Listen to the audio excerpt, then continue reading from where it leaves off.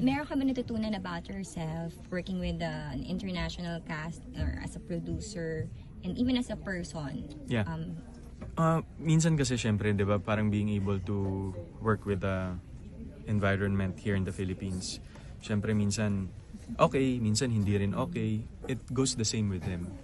Na parang hindi porket international production, lahat on point, lahat perfect na. But it's a matter of how they manage it and they look at it in a bigger picture. Yung encouragement and the passion that na meron ako in terms of the craft, I get to share it with them, and that even fuels the fire even more. So nakakatuwa lang na while doing this project where all of us are in the same page. And meron ka bang pinag-iipunan dahil sa dami ng iyong mga Pinag-iipunan?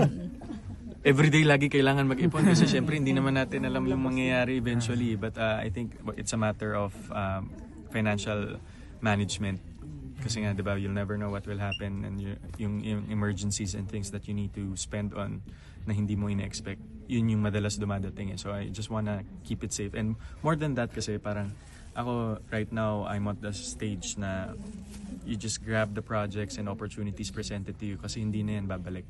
So kung hindi ko pa siya trabahuhin ngayon, baka pagdating ko ng 60, wala din naman pala tayo if I get to choose. So gawa lang ng gawa and collaborate with people who has the same intention and vision that you have. Thank you.